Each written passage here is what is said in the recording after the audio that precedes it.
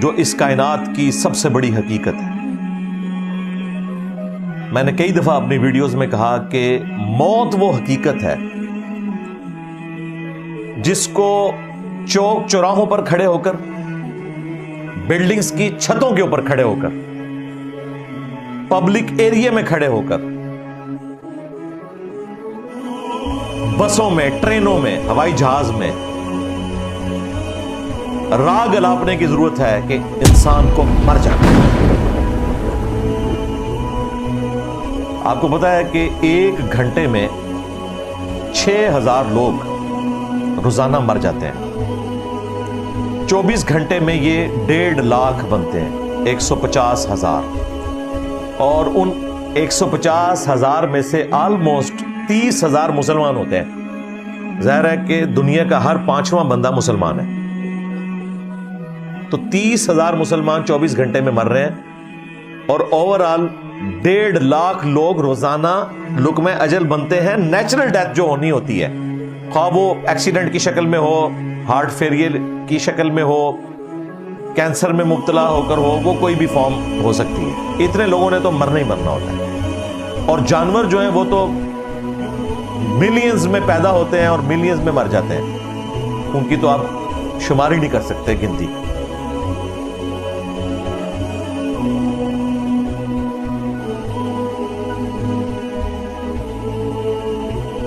ڈیڑھ لاکھ بہت بڑا فگر ہے، لیکن اگر ایک دن میں کسی ایک جگہ پہ 1.5 لاکھ بندہ مر جائے نا، تو وہ چیز ہائی لائٹ ہو جاتی ہے، اور وہ اس قسم کے ڈیزاسٹرز ہوتے ہیں جن کو اللہ تعالیٰ نے ایک ذریعہ بنایا ہے انسانیت کو جگانے کا۔ ورنہ اتنے لوگ روزانہ مرتے ہیں، یہ اکثر لوگ پوچھ رہے ہوتے ہیں جی غریب بچوں کا کیا قصور، جانوروں کا کیا قصور؟ بھائی اللہ نے موت تو دینی ہے، اس کی مرضی ہے، کسی کو ایئر کریش کے ذریعے مار دے، کسی کو ایکسیڈنٹ کے ذریعے، کسی کو ہارٹ فیلئر کے ذریعے، کسی کو شیر کے جبڑوں میں پہنچا دے۔ ایگزٹ ہر شخص کا، ہر ذی روح کا، ہر جان کا اس دنیا سے ہونا ہے، اور اسی یونیورسل ٹروتھ کو اللہ تبارک و تعالیٰ نے قرآن حکیم میں کئی جگہ پر بیان فرمایا ہے۔ اس میں سے ایک موقع میں آپ کے سامنے رکھ دیتا ہوں۔ سورۃ الانبیاء کی آیت نمبر ہے 35۔ اعوذ باللہ من الشیطان الرجیم، بسم اللہ الرحمن الرحیم۔ کل نفس ذائقۃ الموت، بڑی مشہور آیت ہے یہ، وہ آیت ہے جو ہر مسلمان کو یاد ہے، صرف آیت یاد ہے، موت نہیں یاد۔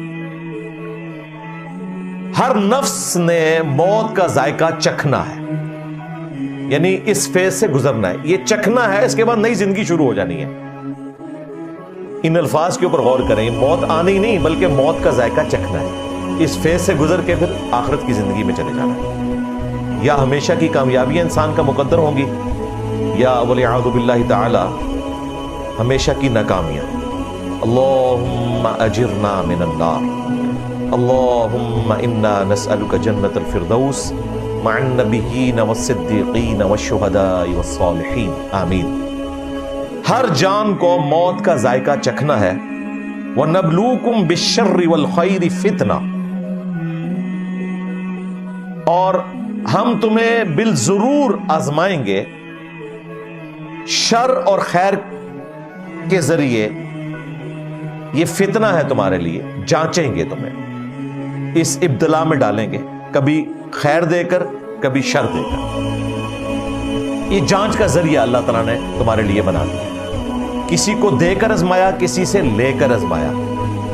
جس سے لیا اس کے ساتھ کوئی دشمنی نہیں کی، اور جسے دیا اس کے ساتھ کوئی اس اعتبار سے زیادہ اللہ تبارک و تعالیٰ نے عدل سے ہٹ کے کوئی معاملہ نہیں کیا، بلکہ اس کے لیے وہ آزمائش رکھی۔ جس طرح دولت لے کر آزمائش ہے، دولت دے کر آزمائش ہے۔ لہذا یہ ڈیمانڈ کرنا کہ اتنے لاکھ لوگ بھوک سے کیوں مر جاتے ہیں، اس لیے کہ یہ آپ کی ذمہ داری ہے۔ آج بھی دنیا کی 50% دولت 50 بندوں کے پاس ہے، اور باقی 8 ارب انسانوں کے پاس بقیہ کی دولت ہے. تو یہ اللہ تبارک و تعالیٰ نے اس لیے رکھا ہے کہ کسی کو دے کے آزمایا, کسی سے لے کے آزمایا. جن کو دیا ہے وہ ان پر خرچ کریں. ایک دوسرے کی آزمائش ہے, ہم غریب ہوں یا امیر ہوں. اسی طریقے سے تکلیف کا آنا یا خوشی کا ملنا, یہ بھی اللہ تعالیٰ کی طرف سے ایک جانچ ہے کہ تمہارا ایٹیچیوڈ کیا ہوتا ہے. وَإِلَيْنَا تُرْجَعُونَ, اور پھر الٹیمیٹلی تمہیں ہماری طرف ہی لوٹ کر آنا ہے. یعنی دنیا میں انسان کو مختلف طریقے سے آزمایا جائے گا. At the end of the day اللہ تعالیٰ کے پاس وہ موت کے ذریعے پہنچ جائے گا. اللہم حاسبنا حسابا یسیرا, اللہ تعالیٰ ہمارا حساب آسان فرمائے, آمین. اسی طریقے سے سورۃ الملک میں اللہ تعالیٰ نے فرمایا الذی خلق الموت والحیات لیبلوکم ایکم احسن عملا. اللہ وہ ذات ہے کہ جس نے موت اور زندگی کو اس لیے پیدا کیا کہ تاکہ تمہاری جانچ کرے کہ تم میں سے کون اچھے اعمال کرتا ہے. اس کے بغیر تو جانچ ہو نہیں سکتی تھی نا. اگر انسان کو موت نہ آئے تو خدا انسان کی ضرورت ہی نہیں رہے گا. خدا ہماری ضرورت اس لیے ہے کہ ہم مر جاتے ہیں.